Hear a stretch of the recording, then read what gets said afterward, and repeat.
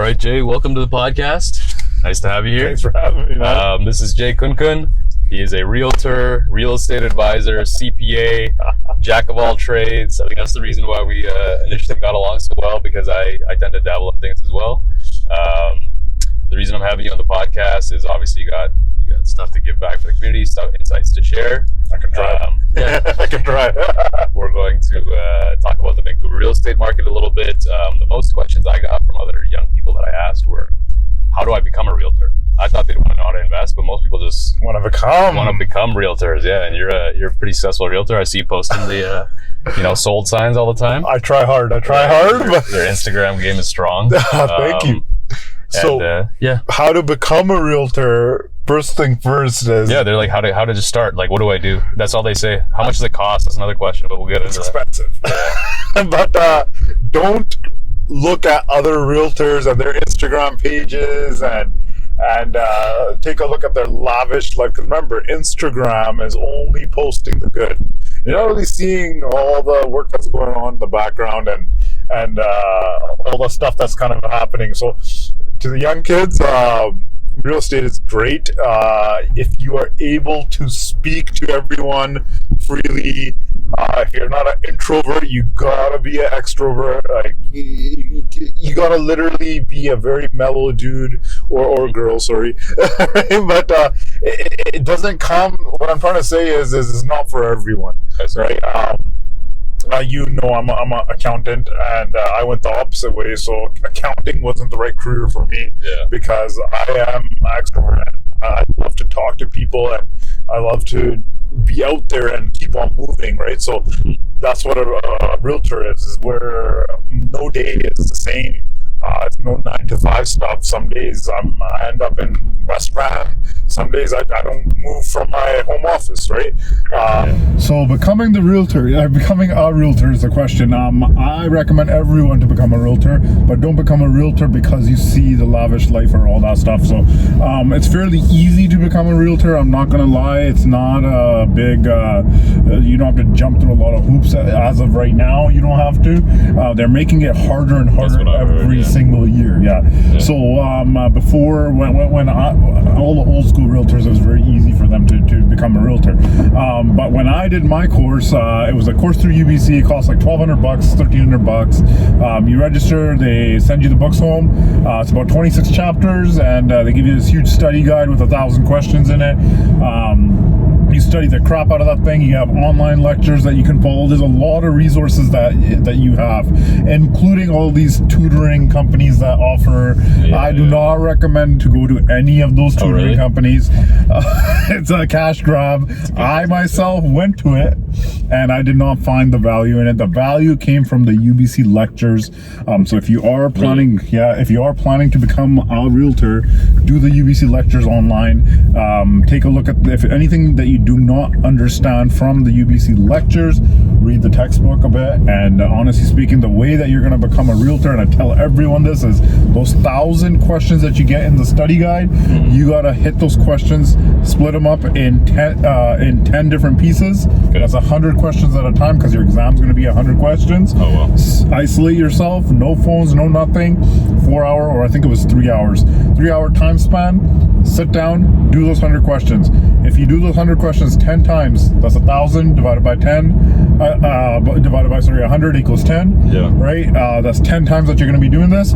If you're getting 80% plus on those study guide questions, you will pass that exam. That is the key right there.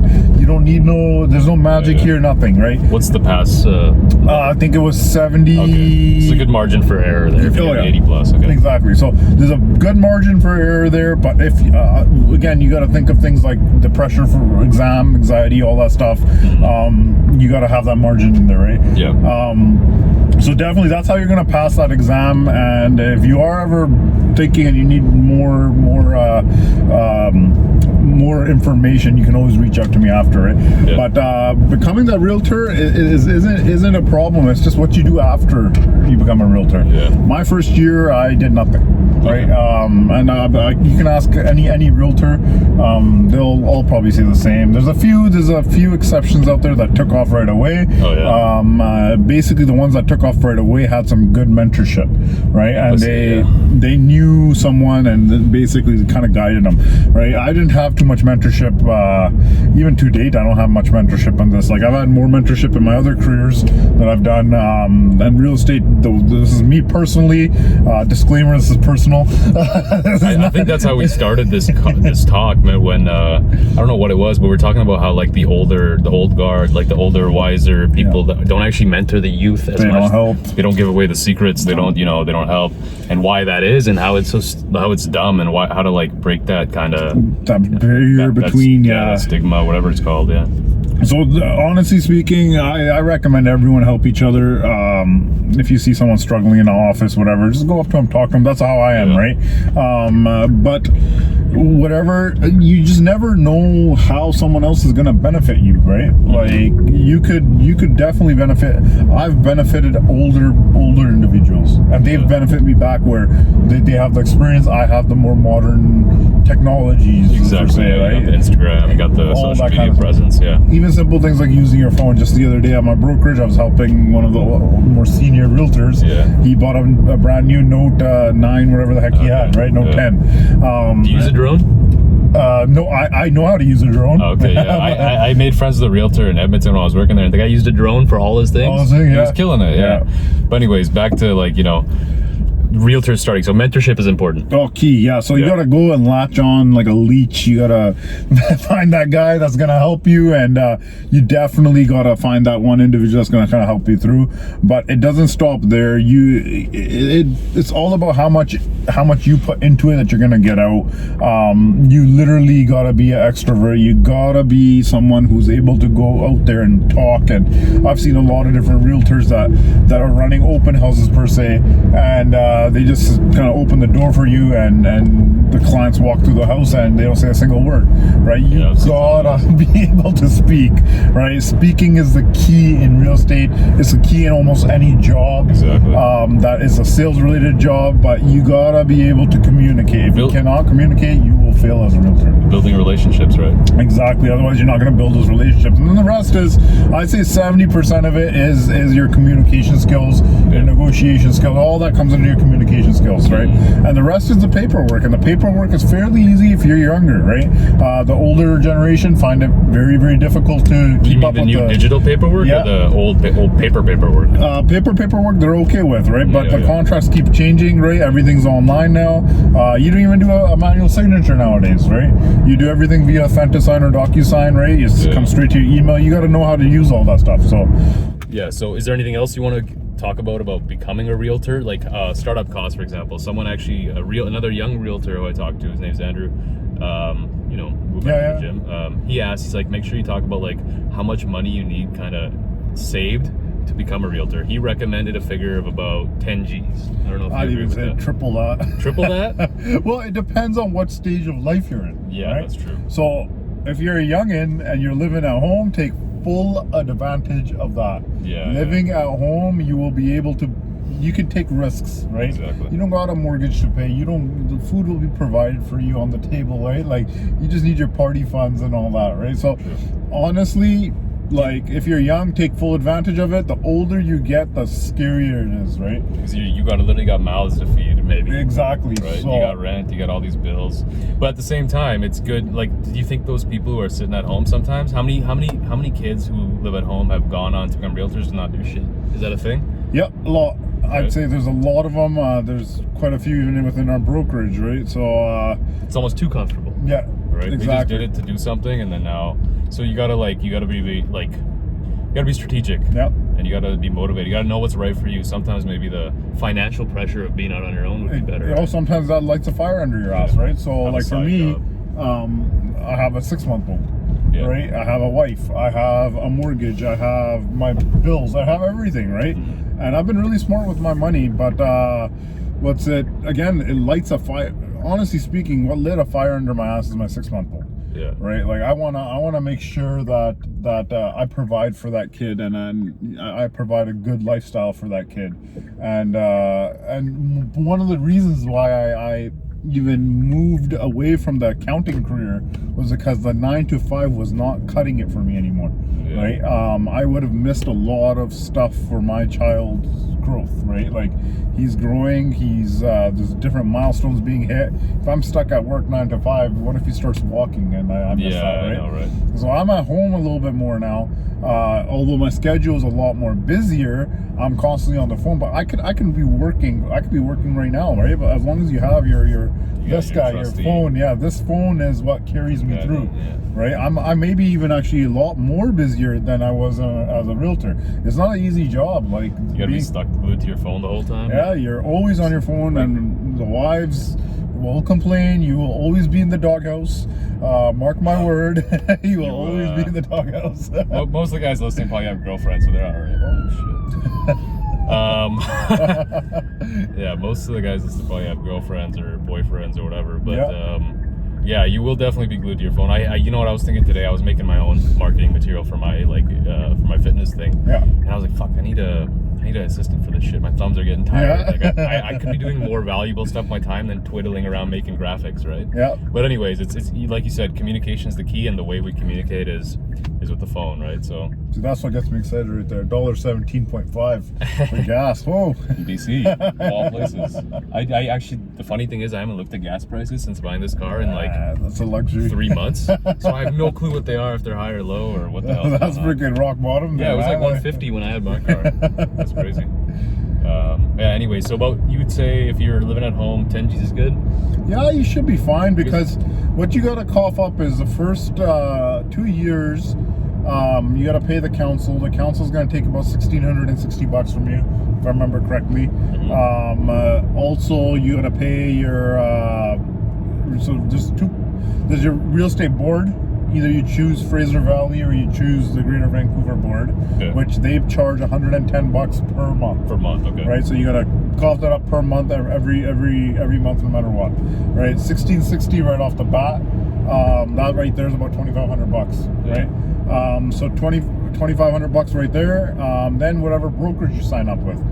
Depending on the brokerage, you can choose one of your smaller brokerages. They might charge you $100 desk fee, right, every single month, right? So there's another $1,200 added on, right? Now that's one of the cheaper brokerages. So when you choose a cheaper brokerage, you're going to get that kind of member. So the key here is if you're a realtor, you are the boss, and you pick and choose who is going to work for you. Your brokerage is going to work for you.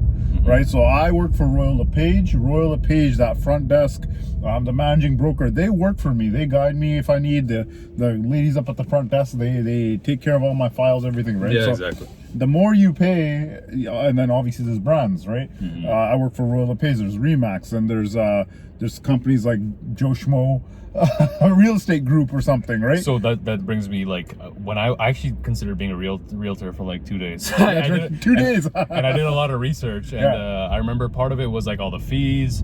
Actually, you know what I was looking to do was like something else, but it was related to real estate. But part of it was the desk fee, right? Yeah. The guy I know, same guy I mentioned earlier, he's like, yeah, I'd rather pay the desk fee. It kind of motivates me a little bit to kind of get off my ass, go out there, be there, listen to other realtors, like, you know, and be around the other realtors who are making good money, whatever. Makes me like want to go out and sell, because I have this $600 desk fee or whatever I'm paying, right? Yeah. Where I think the deadly combination, unless you're like a highly self-motivated individual, would be no desk fee. There's places like that, and you're living at home, and you have no expenses, and like, unless you're super disciplined and motivated, you're not gonna go work. No, you're not gonna go knock doors. Yeah, if you have a bill, you're gonna go find the money to pay that bill. It's almost like you gotta spend money to make money. You know what I mean? Exactly. Yeah. So that, and then obviously in the first year, you got to be smart with your money too. So you got to find. Basically, you got to find a good balance between spending your money on marketing and print material and all that stuff, right? Mm-hmm. So flyers and all that stuff. So if you understand Facebook marketing, that's probably your king The most effective way of marketing yourself. The first year itself is just you kind of letting everyone know that you're a realtor, honestly building your brand presence. Exactly. Brand awareness. I remember when I walked into a room full of friends, family, whoever, they knew I was an accountant, right? They knew I was a CPA.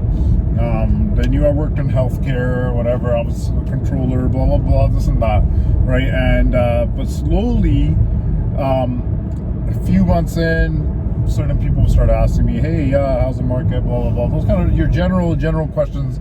Your number one question as a realtor that you're always going to get is, how's the market? Exactly. Right? So those kind of questions started popping up, and but now when I walk into any room, it'll be like, hey, I noticed you did a couple of sales. Hey, that house that you sold, how much did you? It's always questions about real estate, right?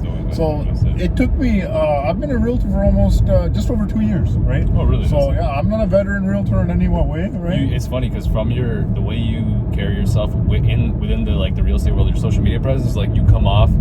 Like 2 years is still a lot, but you come off as like, and you are, and it's because because you have that background of accounting or whatever. You like so knowledgeable, and you're successful, right? You're making sales consistently. Exactly. Yeah. So, and that's all that matters, right? The results are. Yeah, the results are there, right? That's what pays my bills at the end of the day, right? Exactly. But honestly, the marketing aspect of it. Follow me on my Instagram. You'll see how confidence goes a long way. And again, most of my advertising and everything is via Instagram and Facebook and pushing ads. So that's how I do it, right? Yeah. And the first year was all just recognition, just making sure that people recognize that I am a realtor, right? Yeah. So you gotta go step by step here, and you gotta understand exactly what you're trying to do each few months or whatever it is, right? So my first 3-4 months to 6 months was just focusing on, I didn't hit any sales. It's depressing, right? But I didn't hit any sales, and my first year I think I did 2 deals, right? Some guys do a lot more, right? Some guys do a lot less. Second year I quadrupled that, right? Like it just keeps going now. And in the last couple of months, I'm at the level of how many sales I've done in the last 2 years. Yeah, that's great. Right? They say progress is like this, like a slow grind, and then just like exponential at a certain point, right? Patience is key. Yeah. Patience is one of the biggest virtues in life. If you have patience, you will go far. Yeah, you just got to keep your head down, keep working. Yeah, head down, ass up, and you just. Yeah. Anyways, it reminds me of this like picture. I remember this. It's like a miner. He's digging for diamonds or whatever, and he stops and turns around like an inch away from like a pot of gold or diamonds or whatever it is. So yeah, that's good to know. So the key is every day just do something. That is gonna get you closer and closer to your goal. Be consistent. Right. Be consistent, and it's like the gym. Exactly. Right. Just like the gym. It's like the gym is like a metaphor for every other thing in life. It's like you go up, you should do the work, you be consistent, inch by inch progress. You're not gonna go into the gym one session and go work out with a personal trainer and get some massive gains and get jacked. Yeah. If anything, you're gonna be sore. Exactly. Right? And you're gonna hurt. Right. And you're gonna hurt for the next little while. And then that hurt's gonna stop, and then you're gonna come back to the gym, right? And then you're gonna hurt again, right? So it's gonna keep going until you start getting jacked. Until you start hurting, like your body recovers, and you're just on to the next one, on to the next one. Exactly. Right? I work out 7 days a week. Yeah. I am there. I am hitting heavy weights. I am working out like a better than me, man. I'm like. Oh, but it doesn't hurt anymore. 2 times a week, yeah. And I'm a personal trainer. But the thing is, it actually works for me because I'm so busy that like 2 to 3 workouts I find gives me enough energy to do my kind of entrepreneurial stuff on the side. Some people, like you're a big dude. You got big. You got muscular. You got thick joints. Like you got. If it works for you, it works for you. Everybody's built a little differently. But hey, I was 150 pounds, so that's really? That's another story for another time, or maybe even now. But I was 150 pounds in grade 12. I think it was more like 148 pounds. I played soccer. I played prem. I played a higher level of soccer. It was good. It was excellent. Soccer gives you a great base for just athleticism for any sport in general. Like my younger brother, big soccer player, elite, whatever. Yeah. And he was always just better than me at sports, even though I played them too. Yeah. Better at working out, better at lifting. I don't know what it is. But hey, no, if you practice, you'll get better, right? Yeah. And there's a genetic thing, and that genetic thing as well is like luck. Some realtors have the luck. But again, they maybe they'll get a few sales early. Like this happened to me in my sales career. I got a few sales really early, and it was because I was talented. But then I chilled for a bit. That's where I killed my momentum. Momentum is key. When you have momentum, go with it. Trust me, you'll bring in a lot more. Like it's almost better to start slowly build, do as much as you can, and just keep growing, right? Because what happens is with momentum, you're able to clear a couple of deals, right? Yeah. Then you're feeling good that you have the money coming in, right? Yeah. You don't sound desperate in your conversations. Yeah, that's true. Yeah. You can carry a different kind of demeanor about yourself. You're a whole different individual. When you are starving for money or you haven't made any sales in a little while, right? It starts, I don't know if I'm allowed to swear here, but it's a mind fuck, right? Yeah. So that mind fuck will be lingering in your head for a very long time. When you go and do some door knocking, for example, you come off as desperate, right? Sure, this guy he sounds like a newbie, right?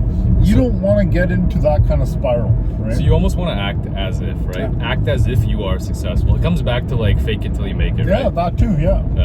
And not everyone can fake it till they make it. Not everyone can. If you're fucking, you literally don't have food to eat, like I don't know if you're that desperate, but if you literally like are, barely making ends meet, it will come off. Like it's very hard to keep that under control, but you can still, whatever it is that spiritual process, meditation, prayer, like I think you can combat the this is a terrible road to drive on, doing construction, but you can combat that by you gotta have an abundance mentality. You gotta act like your next sale's coming around the corner and just gotta be positive, be optimistic. Just waiting for the next payout. Be optimistic on the door. Like I did door to door, right? And they said they're just like it's just a numbers game at some point. Eventually someone, and it would happen if I just kept knocking, and then someone would be like, hey man, I've been waiting for you guys to come around. You came by last year, come in. And I'd be like, thank the Lord.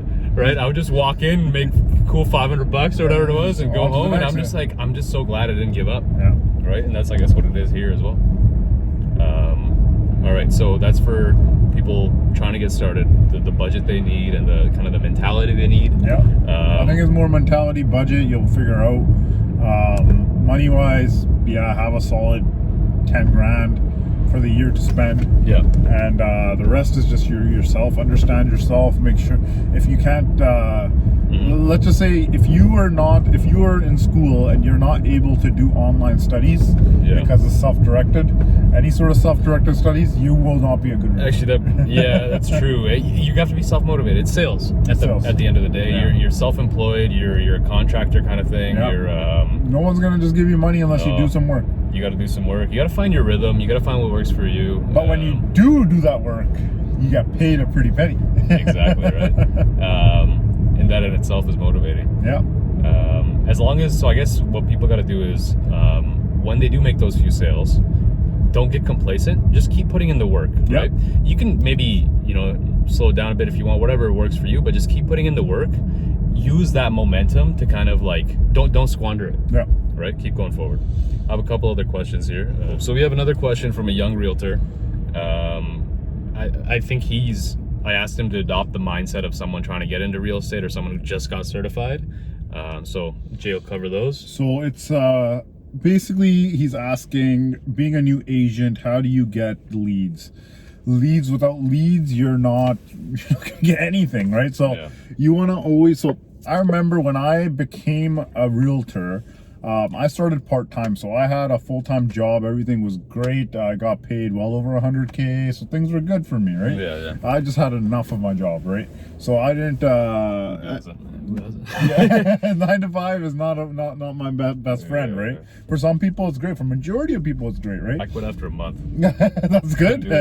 It took me 2 years to get into the full-time game. Fuck this. Yeah. So I initially what I did was I did some door knocking, but I wanted to join a brokerage. I don't know if you've ever seen in those malls, they have those kiosks that have like real estate properties. Yeah, I just seen the phone case once. So there's a few brokerages out there that have malls, and they have a little kiosk in the middle. Yeah, so that was one of the things that I really wanted from my first brokerage, was to have that, right? So that being said, what my point with that was basically you got to be in front of people, right? the first step you want to do as a new realtor is somehow, somewhere, get in front of people and talk about real estate. Yeah. Right? It doesn't matter if you're trying to attain them as a client, just talk about real estate. Talk about facts, talk about anything related to real estate, right? How it sucks being an agent in the first couple of years. Talk about it, right? Someone somewhere. Content is content. Content right? is content, yeah. And someone somewhere will start talking to you, right? You'll It'll resonate with them, and they'll reach out to you. Yeah. Yeah. So they'll either help you, right, or B, what's happening here is you are starting to speak freely about real estate, and you're not stuttering, and you're able to spit out facts. You practice, You're yeah. I practicing. noticed that about you, because I was thinking about making my videos. I'm like, fuck, Jay's like, he just does it candid. He just says what he needs to say. He doesn't stutter. He's clear in his head. He just says it, and I admired that. I was like, oh, Thank you. Yeah. So yeah, that's basically it. You got to know how to talk, right? And you just did that through practice, is what you're saying. Exactly. I know what I'm gonna say. Yeah. I know. I just You don't write it down. It's not scripted. This is not scripted. Again, other than the questions that are coming in, I'm not reading anything here, right? Yeah. But that's what it is your first step as being a new realtor. I would say I'm still fairly new myself. I'm learning every single day, right? But when you're fresh after writing that exam, you got the license, you're on a pump, you're on this high of that, hey, I finally finished off my license, I'm a realtor now, right? Start speaking to people about anything and everything about real estate, right? It doesn't matter if you're talking to a doctor, a realtor, a bum on the street, like it doesn't matter. So Live the real estate life. The real right? estate life, yeah. And that's why when I was a newer agent, I looked for having that mall, because when you're standing in that mall, someone comes up to you and they see one of the little boards with a property on for sale, and they're saying, hey Jay, I noticed this property here, what's the price on here, whatever. Start talking about the features, whatever. You're gonna start picking up on how to be a realtor, right? And then from there, it's only gonna get better and better, right? But as I said before, the last thing you want to come off as is this little, like, you don't know anything about the market, or this novice realtor. You don't want to come off with it. You want to speak confidence, right? Yeah. And that's you were saying about my Instagram posts and how I speak with confidence, right? Sometimes I'm talking pure bullshit, right? Sometimes I don't even know what I'm saying, right? But I say it with confidence, right? And that's all it is selling yourself, and it's selling it with confidence. Yeah. Right? And that would probably be my first step, to pick up leads before you even start, because you can go generate leads on Facebook, and you can go sign up for this lead generation programs, get like 10 leads a day from Facebook, but you pick up that phone and you don't know what to say, you're wasting your money. Right, you're paying for these leads, and there's ad spend and per lead costs.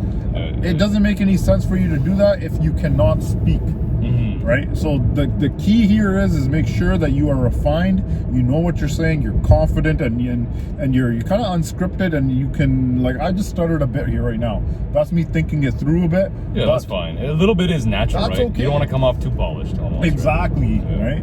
So that would be my number one thing. And then for lead generation, definitely use Facebook, right? Use Facebook. Instagram, Facebook, same thing, right? Yeah, everyone's grandma and grandpa is on Facebook. People with money are on Facebook rather than Instagram, right? Exactly. The older boomer crowd is mostly on Facebook. Exactly. Yeah. So, and who has money? Those guys, And right? they're the only ones who click on ads. Yeah, and they're the only ones that click on ads. No, like younger younger kids clicks on do, it. but they're more ADD and they'll just flip through it. So use all your social media platforms. Go door knock, but before you do any of that, before you get in front of a client, make sure you refine yourself, right? Door knocking is key, right?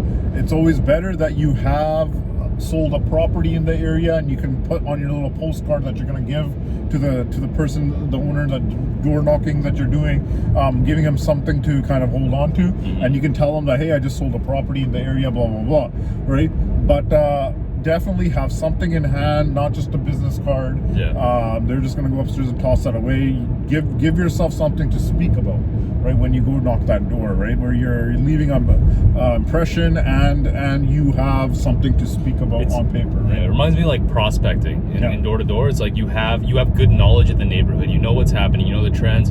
You know what these people might find valuable. Yeah. Right. You use that to cater, almost customize to the door knock. Right. Yeah. Yes. Hey, how's it going? You learn a little bit about them, and then you the more practice you get, and I found I was actually good at this, like I would just be able to build a relationship right there. Yeah. Because it shows that I'm not just a fucking dude knocking on the door being like, hey, I just want your money, want your house, want your listing, Here's whatever. something, actually.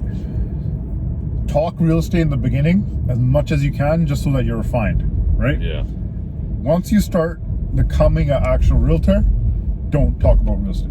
Talk about anything else. Talk about avoid anything real estate at under the all sun costs. other than real estate, yeah. Right? Because You mean door knocking or day to day? day to day, you're talking like You want them to ask you about your real estate thing, right? exactly, right? Yeah. So you don't want to be that boring guy that's always talking about real estate, yeah. right? And fitness too, man. Like I understand completely. That's a very good point. It's not just real estate; it's anything, Yeah. right? So you don't want to be the guy that's always talking about your carbs and your how you're. I mean, I make that mistake. You probably make the mistake too. Oh, You talk fuck about yeah. real estate too Yeah. much. It's our life, right? That's what I'm But saying. yeah, Is I you call wanna- myself. You want to be a well-rounded individual. You want people to be like, "Fuck, this guy is pretty cool." Like, what do you do, man? Exactly. So that's another Shit, thing I'm is looking for a realtor. So that's how it works. Is you talk about anything and everything, but after you've refined yourself as a realtor, Yeah. right? You stop talking about real estate, right? And then you wanna sell yourself, right? You wanna talk about things and show them who you are, right? And then like you start talking about real estate if they ask. Exactly. Yeah, I think it's a really good point. All right, we'll skip the more in-depth questions for the second episode. We'll switch to this is a question from my previous podcast guest. I'd asked him what he would ask when he was younger. He's invested in a bunch of properties, but he says, "Where are the biggest opportunities right now in real estate?" As someone who's looking to invest or whatever. Opportunity. So it depends on your bank account. Okay, let's say you're the average viewership of this is, I'm guessing, 18 to 25. Okay. Some of them are in school about to get a job. Some of them are like, still figuring out what they want to do. Some of them are just got out of school. Let's say they're tradespeople, electricians making good money, or engineers making 50, 60K. In Vancouver, that's not a whole lot for the real estate industry, but what can they do with that? And even if without that, where are the biggest opportunities regardless of income? So someone that's at that level, Yeah. you're looking at like maybe $25,000, $30,000 down payment. Yeah. So that puts you in a class of a type of people and a type of investor, right? And that here is like, what, 5% down? That's 5% down. Yeah. Right. So the beautiful thing is recently we've had a lot of changes in our market. Yeah. One of the changes, I don't know if all banks are doing it yet, but I know CIBC is doing this. What they have now introduced is they will give you so up to 1.5 million, you need under 20% down. Well, up to $1.5 million value. So how it worked before was under 500,000, you can get away with 5% down. Yeah. Anything above was between 10 and 15% Is up to $1 million. is this countrywide or just Vancouver? This is countrywide. I guess it's more for the markets like Vancouver, but yeah, Toronto, Vancouver. So up to $1 million, it was 20%. Now you can get up to $1.5 million with 20% down, right? So that's opened up a lot of stuff for individuals. But regardless of all that stuff, Plus you got the first home buyers incentive. So Is there a limit on that? Yes. Property value, yeah. So on the first-time home buyers, there's a couple of different incentives out there. There's an incentive where the government matches your down payment. So like 5 and 5, yeah. Yeah, so everything in a nutshell. Basically, if you put 5% down, the government put 5% down. When you sell the place, they're going to take 5% of the total value, right? So you got to pay it back, right? It's not like I thought there was one where you'd pay it back, but you didn't have to pay interest on it or something like that. Yeah. So this is one. Okay, this is one. Okay. But if your property value gains by 50%, you got to pay 5% of that 50% gain as well, right? But see, is that in all cases of the first home buyers incentive or just this? That's one type of home buyers incentive, right? Okay. So if you put 10% down, they'll put 10% down. But so the thing about this is there's some online calculators you guys can all take a look at as well. Yeah, that's what I was using. But basically, with what it does is that it doesn't it kind of limits your buying capacity and your buying power. Yeah. So if you put down 5% down, you might be able to afford $500,000 home, right? But if you use the incentive, your buying capacity shrinks down to like $480,000 because you're using the government's money.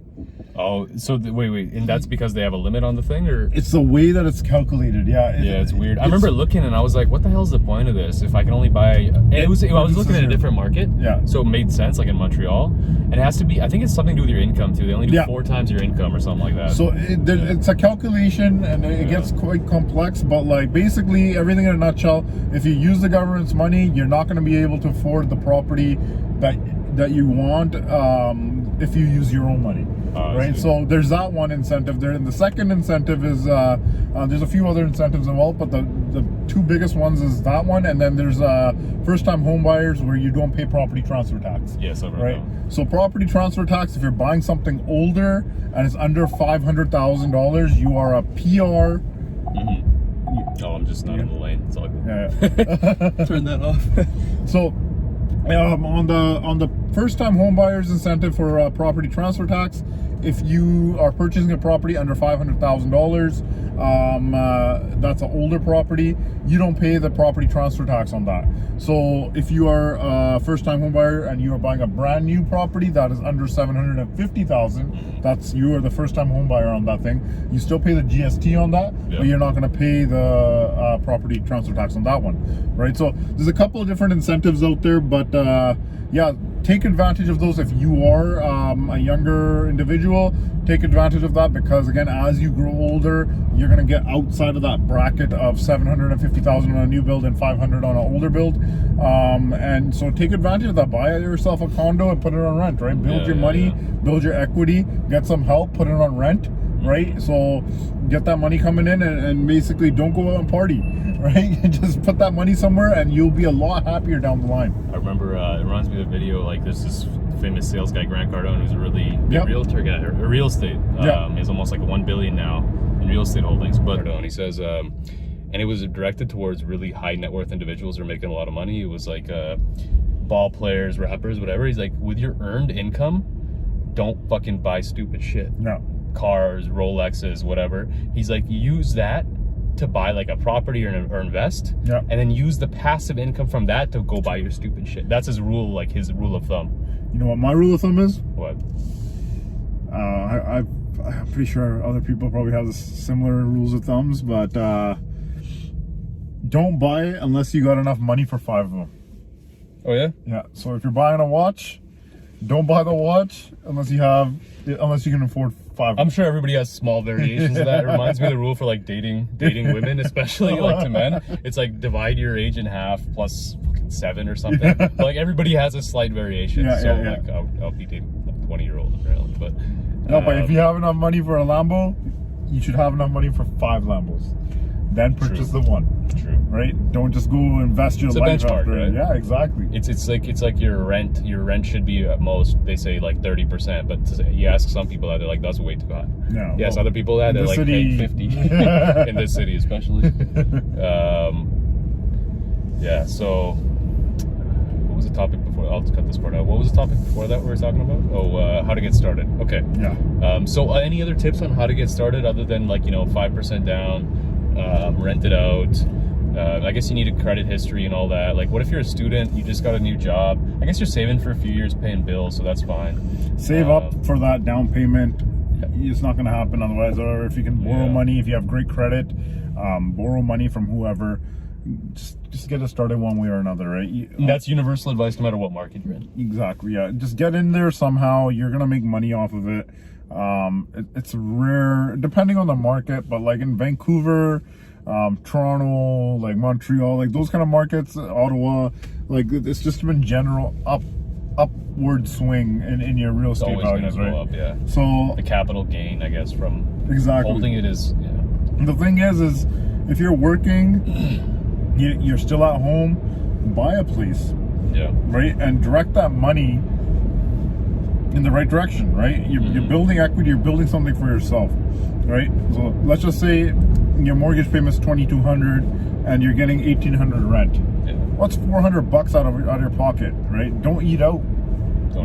So I guess this kind of naturally evolves to qualifying for a mortgage. Let's say you're an electrician, you're just 20 years old, you work for a few years now, you're 23. Like, what do you need to qualify for that mortgage? your income, your credit. Income. It's pretty standard, right? Yeah. It's just credit and income. Yeah, credit and income. They just gotta see basically what does a mortgage broker do? They build a story for you. That file. The reason why they're taking your income documents is because sell it to the bank. Right? Exactly. They're selling it to the appraiser. The appraiser is the underlying guy that's gonna say yes or no. Right? So, not the appraiser, sorry, the underwriter. My apologies. Underwriter. Right? So the underwriter is gonna make the final decision as to if you deserve the money or not, right? Now it's up to the broker to kind of just structure the story. That's all it is, right? Can you afford to buy this property? Here's the story. You have X amount of money going out, X amount of money coming in. This is how much you're left over. And percent-wise, this is the risk calculated on your loan by the bank. Okay, it's all covered. Bam, give them the money. Main thing is though, you got to have some income, right? Cash flow kind of thing is the most important. Like, like if your parents gave you like, you know, 50K and you had no job, you still wouldn't be able to do it. No, your parents have to be on that mortgage. They have to be on that mortgage. Yeah, you have to be making money. They're not gonna have you heard of like house hacking? Like they do it in a lot of big cities where, and it's pretty. I mean, it's this term for what people have been doing forever. It's like, let's say I buy a 2-bedroom apartment and I rent out the bedroom and I rent out 2 bedrooms and I fucking live in the den or something like that. Not even, right? And then you're pretty much living. I don't know about how feasible it is now, but back in the day, and especially in cheaper places, you live rent free. Yeah. And it pays off your mortgage. Yeah. Right. I've sold a couple of properties to people who, these are like homes that have like 2 or 3 basement suites. I mean, that's what brown people do. Yeah. That's what people do. So smart people. And this is a smaller family of like 3 people. Husband, wife, child. Right? They make decent money, but not enough money. So the way we structured the mortgage for those guys is that they're going to be living in the basement, and they do live in the basement, right? So they're living in the basement. Depending on how many basements they have, one or two, right? They're renting out the basements and the upstairs. So you can put that into the loan. Like these people, even though they can't afford it, like if they were doing the whole thing, this is a rental property, and they'll have income subject to approval of you know, if they get qualified for this, they'll have rental income that'll make it easy for them to pay it off. Oh, that's sweet. I was actually wondering that. Like 2,200, 2,300 from upstairs, another 1,300 from the other basement. So if I didn't have enough income to buy this place, but it has multiple bedroom or multiple suites and I intend to rent it out, like the bank will take that into account. You can have like rental agreements, all that stuff that's drawn up. Okay, awesome. Like, so someone who's young who wants to buy a big place, and you know, it's good for them to buy a place that they can make some. I was looking at, you know, Shark Tank guy, Damon John. Yeah. He had a house in New York when he was starting FUBU. He fucking was sewing garments in his living room and sleeping at the table, and he rented out all the bedrooms. Great. That's how you're going to make money. Yeah. He probably dropped all that money back into the house. He got robbed in his own hallway, he said. It's fucked up, right? But yeah, anyway, this was New York back in the day. Yeah, like if you know, that's very. I think that's a really good way for, and I wanted to run it by you, like for young people to enter the market. Yeah, no, if you have a chunk of money, let's just say A, and then B, you have backing financially from your parents or wherever. Put that all together and do it, right? Like put your money somewhere where it matters. If you can get that down payment, get it together and make the monthly payments of whatever's remaining, right? So if you're getting like $4,000 off of a property and your mortgage payment is $45, put that $500 in there. Right? Remember that $4,000 is going back into your pocket at the end of the day. And then the extra $400, $500, whatever that you're paying, that's also coming back to you. But minus the interest, but still, you are going to be in a better situation down the line than you are today. So, I think like for me, for example, I was thinking about buying a place in Montreal, right? Buying a house with like a second suite. Would it be like this? Would this plan work if it was like a $300,000 house, right? Maybe a little bit cheaper, which is only possible, Montreal, Saskatchewan, whatever. You can do it with an apartment. It has a second suite. I pay 5% down. Let's say the first home buyer incentive, all that. Even without that, that's a bonus. And it has a rental suite, and I intend to rent it out. And I have like an income. Maybe the income's not super high, right? It might be qualified like for approval or whatever. Yeah, perfect. So that's a good way for young people to get in. Exactly. Right? Buy a place, rent out most of it. It's still, you know. You don't even have to live there. Yeah, you don't have to live there. You can rent the whole thing, live at home. Live at home. That's perfect. Right? The food's made for you. Like, why would you leave home? You could have a minimum wage job working full time, right? No expenses. As long as have the money saved up for the down payment. You need 5%. Yeah. Right? and you could probably get this done. But mind you, in this city now, in this city's 5% down on is 25 grand on 500,000. Yeah. And Right, can you so- get an apartment for 500? Can you get 2 bedrooms for 500,000? Oh, I've done or that. 1 bedroom. Yeah. So you're not gonna believe this. I did a 3-bedroom and rec room downstairs, which is massive. So technically speaking, a 4-bedroom, massive townhouse in Guildford for 485,000. When was this? It completed this January. That's nuts. So That's unheard of. So that's what I mean. They probably already spiked, right? Oh, it already probably went up in value. Yeah. It was an older one, but it was all they had to do was put in a flooring. Crazy. Right, so that's what I mean, and they were renting. It didn't make sense. It doesn't make sense to rent. It doesn't make sense to put your money where it matters, and build it, right? Or do some investments or something. You don't have to stick all your money into real estate, right? Yeah. It's just in Vancouver, real estate's such like a more of a safe bet. Like everyone said, the bubble was gonna burst like 10 years every year. It's never bursted. It slowed down, maybe dipped a little, but it's gonna go up. People want to live here. The way I put it, people want to live here. Yeah. We have mild weather all year round. Immigration is crazy down here, right? But the ultimate bottom line is, if you go north, there's mountains, Yes. right? So you're blocked in. We have a very limited amount of land, right? You go south, you got the border. You hit U.S. And then you go east, and again, northeast is all mountain, right? And then you go west is water, right? So what do you have? You have Vancouver right smack dab in the middle, right? And there's that little bit of land. We are like one of the only cities in the world where you can Fraser Valley, ski and you can swim, whatever. Yeah, you can ski, swim, golf, whatever, and have sushi and whatever, all in the same day.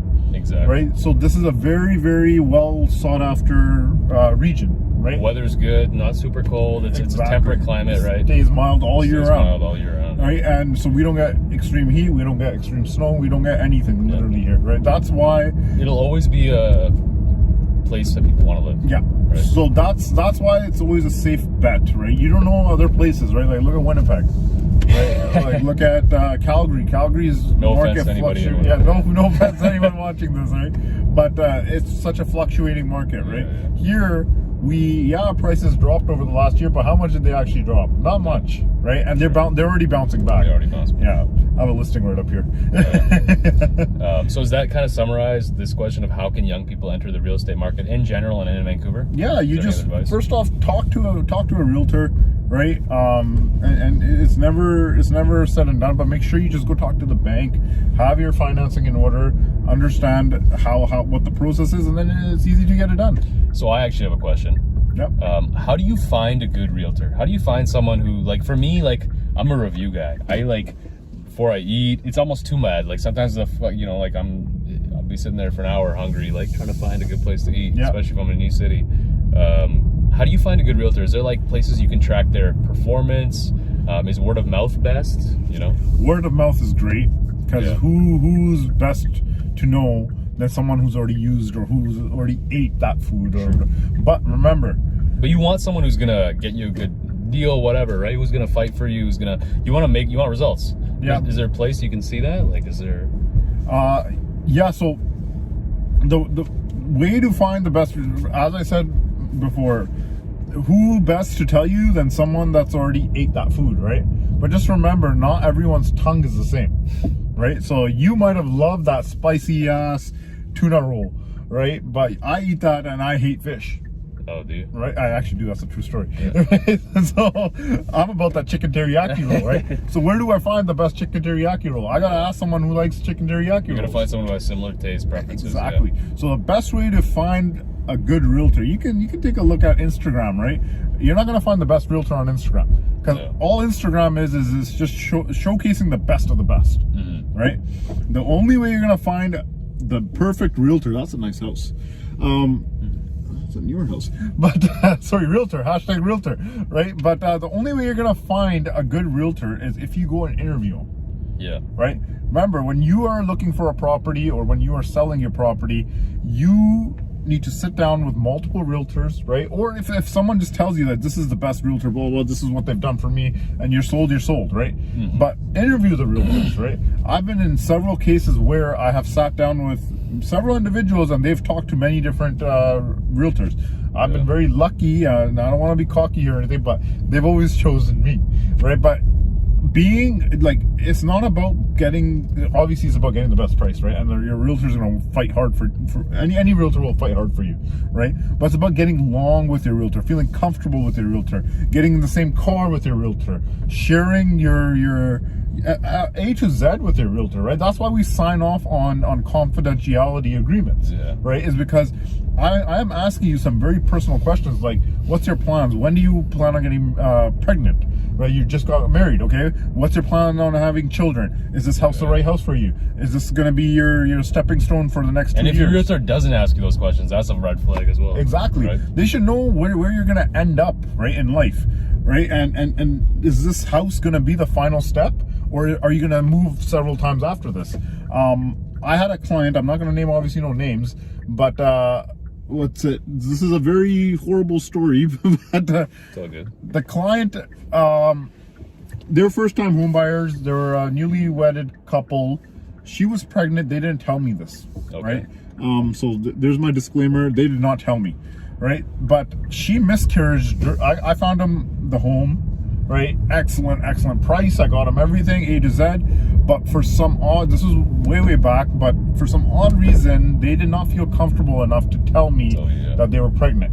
She ended up miscarrying. Andrew's calling. Oh, pick it up. We'll tell him it's too late, but it's all good. Yo, Andrew, it's Granit. Yo, what's up, bro? Not much, man. We're actually filming the podcast right now. Sorry, I didn't see your message till later on. I was gonna think. Okay. Yeah, no worries, bro. We asked a bunch of your questions, though. Actually, I'm recording right now. Oh, okay, lit. I asked some of your questions, and some we're gonna save for later. This is actually Jay's phone. We were gonna see if you're not doing anything, pick you up and just talk during it. But let's do it next time if you want to hop in. Yeah. Let me know, bro. Yeah, just check my phone right now. All good. Give me a shout, bro. Give me or just reply to my message next time. Yeah. My bad. Just give me a shout out next time. I'll be down. 100%. This episode will come out. I'll actually send it to you first, and you can like take a listen if you want. All right, sounds good. Looking forward to it. All right, bro. Talk to you later. All right, cheers, guys. Cheers, man. Bye. All right, man.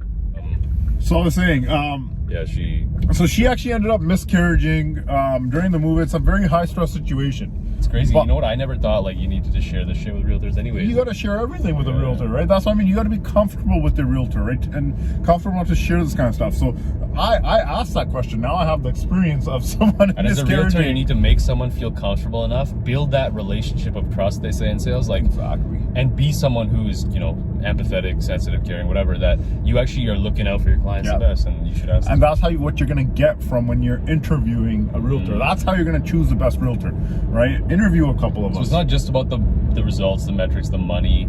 It's almost more important about the relationship. Let's say you lose, a couple bucks, not a lot, but.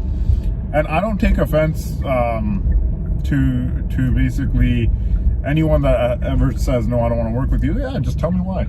Right? Yeah, sure. It's all good, right? So never take offense. Just move on. Again, it's all good. For some people, it is a numbers game, right? They don't give a shit about all this. Yeah. It's like let's say it's a single dude who wants to invest. He doesn't have, he just wants just all about the moolah, right? Yeah. Exactly. And that's fine too. Okay, that's really good to know. I didn't really think of that. It was all about numbers. Yeah. No, being a realtor, again, you are. It's a touchy-feely subject. It's not just you are a realtor and you're gonna sell houses. You're selling someone a lifestyle.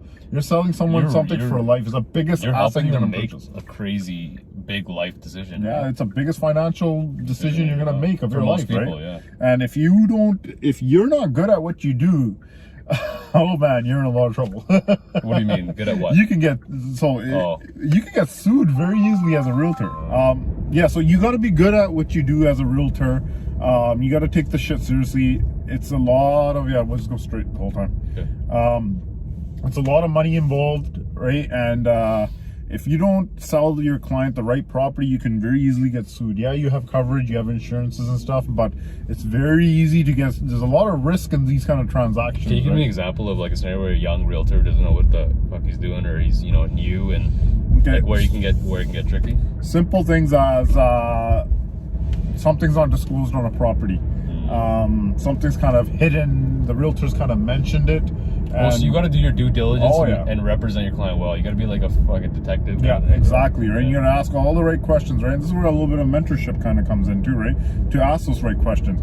But simple things is not putting in a clause into your, let's just say there's a brand new build. I just saw one right there. Brand new build. What comes with a brand new build? You got to have home warranty on there. But there's also a little clause that you're supposed to put in there, which is a holdback, right? That we're going to hold back $10,000 and we're going to do a walkthrough of the property and make sure that everything's okay. Yeah. If it's not okay, we're not releasing the $10,000. Now you've forgotten to put that in because you're not a good realtor. And do they do this? Is this I guess tested during the exam and all that, or where do you learn this? Mentorship? You learn this in the field. Okay, so this is completely on the job. Yeah. You're not going to get a question on an exam like this. Ah, interesting. Yeah, so that's where good mentorship comes in. If you're a Exactly. dude who decided to go the no fee, whatever route, do it on your own, you're not going to have the best mentorship. you're almost gonna have to make costly mistakes, and you don't want to do that. So it's good to get. Yeah, you make 10,000, 20,000 commission, whatever the hell it is, you make that. Yeah, you do, right? But there's a lot of risk involved in that transaction. You're not just making that money for nothing. Yeah. Right? So it's a very, very daring job, right? There's a lot at stake. Yeah, exactly. Okay, that's good to know. See, that's nothing I've ever heard of before. Obviously, it makes sense that with such a big purchase, it's something that people's lives literally depend on, that there's going to be some. And then let alone what's going to be on your conscience. If you screw someone over, oh man, it's going to be on your conscience forever. True. If you're a good person. Well, I think everyone's a good person, so until they're a bad person. I think a lot of people do get into the worst decisions I've ever made in my life is when I went in it just for the money. Yeah. Left, right? Yeah. If you're just in it for the money, man, you're not going to last long. Yeah, you're not going to last long. You're going to be selfish. It's going to come off into interaction. Some people are really cold and calculating, and they will get the sales just as a numbers game. Yeah. But you won't have fun. If it works for you, I guess it works for you. As long as you're not screwing people over. Yeah. If you're in it for the money, if you're only in it for the money, you will end up screwing someone over. You'll make a bad decision, and you'll get a bad reputation. There's that side of things. Plus, there's also, if you're in it for only the money, you're not going to last long because the money's not quick. True. Right? You gotta build your business, right? Mm-hmm. And it's not gonna just come overnight. You're gonna give up the real estate game real quick. Okay, good to know. I'll ask one last one. All right. What do you think? I'll let you pick a question, or is there anything that you want to share with the listeners? The most questions I get are either about becoming a realtor or about how to invest in the Vancouver market or in your first property.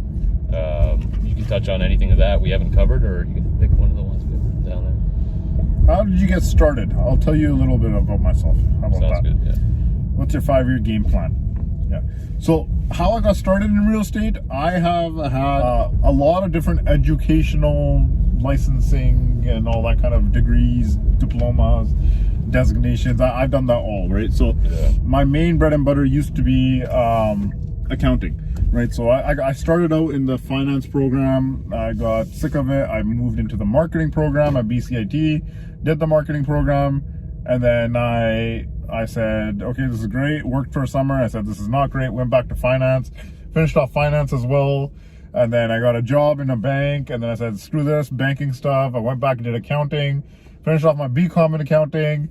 And then I was like, hey, I got my BCom now, might as well do my CPA, did my CPA, ended up working as an accountant for 8 years, and then I was like, you know what, I made it up to a controller role.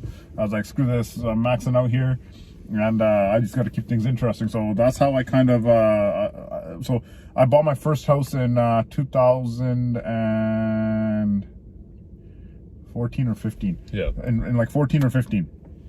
So I bought my first house, and I had a realtor at that time, and I just wanted to know what this realtor was talking about and all that stuff. So, sorry, how old were you? I was... When you bought your first house? 20...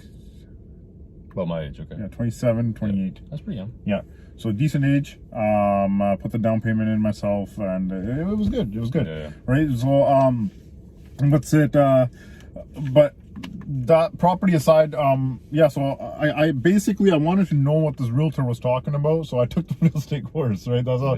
When I got my first life insurance policy, I actually sold life insurance policies as well. I worked for Sun Life for a while. Crazy. I got my son. Your sales, yeah. I got my license for life insurance. I wanted to know what this agent was talking about, right? So every time someone you're trying different things. Like no, so I go hand in hand. If someone like again, my next step is to build a house. Right, I might be getting my builder license soon. Right, so that's just how it's just gonna go in life. Is like I want to know the full education. So that's how I got started. Right, it just took a stab at it. Whatever. I always shoot a lot of stuff in the dark and see what kind of throw it on the wall and see what sticks. Right, and a lot of stuff has stuck. A lot of money spent on education. Oh fuck yeah, man! Like I spent a lot of money. Right, and licensing. I've invested in myself. Right, so that's what we were talking about before. You could, but yeah, so that's kind of how I got started into it, and then I did it as a side gig. I was accounted for basically 2 years. I was doing this part time, right? And then the first year it was basically nothing. Second year, I've been a realtor for just over 2 years now, and so second year I started pulling some business in, and then as of last year, October, I went full-fledged into it. I quit all my accounting jobs. So I tried quitting in April last year. I was working in healthcare at a government job, very high up. I was good. I left that job to be in Surrey, and then I worked for a company called Lafarge, cement company. I worked there, and then it was literally same shit, different pile. I wasn't having it with accounting. So in April, on my birthday, I walked away from my job. I was like, screw this, I'm done. It's my birthday, let's go party, right? And I took a stab at it full time, right? And then in my stab at it full time, I knocked out 2 deals, right? So April, May, June, I got an opportunity to work at UBC. I ended up becoming a consultant. In accounting? In accounting. Okay, so I ended up becoming a consultant. I opened up my own company. Went to UBC, did some consulting work there for an ERP implementation. And then last October, I said, fuck this. I'm done with accounting. I finally quit. And now I have been a full-time realtor because my business was starting to take off. And it's unfair to my clients if I'm sitting 9 to 5 and I'm missing out on opportunities of showing properties or anything, right? I need to service my clients properly, right? So it's hard to be a part-time realtor. You can pull it off, but I just couldn't do it, and I did it for a very long time. And then I also had a newborn in September last year, so my plate was full. I gave up the accounting job. I'm a full-time realtor, and I do not regret it in any way. So that's kind of how I got into this. I kind of was already sick of my job as an accountant, and you dipped your toes in. And then you went all in. And then I dove right in after. Yeah, so that's exactly how I would recommend anyone else. Dip your toes in. It's a lot of money to dip someone's toes in, though. Exactly. So you got to have some good savings. Was it as easy? Was it cheaper back then when you started, like 5 whatever? Or I guess only 2 years ago. It's always been the same. Yeah. When did they? I guess because the Vancouver real estate market's so hot, there must have been a bunch like everybody wants to become a realtor, right? Everyone wants to be a builder. Well, everyone saw what happened in 2017, 2016, 17, and what was that? Flipping. The peak? That was when all the prices peaked out, and there was a lot of flipping going on. After that, they changed the rules and regulations. Made it more stringent. You can't double end deals and that kind of stuff, right? I don't even know what that means. So that was where you're representing the buyer. Oh yes. You have to have one in each one to represent. You have to have a buyer. It's best for the consumer, right? Yeah, exactly. So they changed up all our rules as of June 2018. Sorry. Right, so they changed up all of our rules in June 2018. They must have made it harder to become a realtor as well. Yeah, and then they started making it harder as well because everyone wanted to make money. I've heard eventually they're going to make it so you have to have like a degree or something. Yeah, so it's supposed to be like a 2-year diploma, 1-year licensing program from So it's not going to be everyone's just able to do it part time, right? Which I think is great, right? Because there's a lot of crappy realtors out there. Do you so the one question I'll ask quickly is when I was looking into the real estate courses, there's so many different like third parties that say they can train you for it. Is the best way to actually attend lectures like in person? Online's the same, or is it like what's the best way to? I just did the online ones. Also, I'm a CPA, so I have a little bit more knowledge about than the regular person, right? But you can attend. So in your $1,200 course, you can attend the courses at UBC. Yeah. Right? Any benefit to that instead of being online? Then you can go ask questions, right? Yeah. And plus, you're around like-minded individuals. You network, right? Yeah. Sitting at home, fucking watching in your underwear, you're not gonna network. Exactly, right? So for me, it was easy. I did the online lectures. I took some solid notes. I understood each and every question in that 1,000 question. What's the thing? Yeah. The first time I wrote it twice, so I failed the first time. I took that course that tutoring course thing that they said. Oh, that's why you don't recommend it. Yeah. I paid $700 for that stupid course, and I failed. I got 57% when 65 was a passing at that time. Crazy. Right. Second time I did it, I strapped myself down. I took a month and a half to study for it. Or 2 months or whatever, or 3 months, whatever it took to study for it. I went and then again, you had to pay $120 to rewrite the test, right?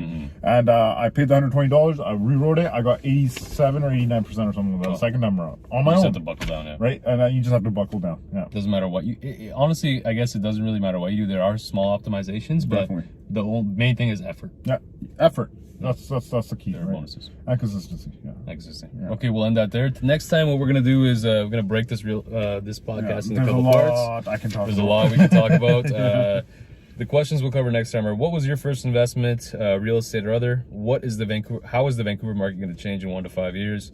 What other cities have good opportunities?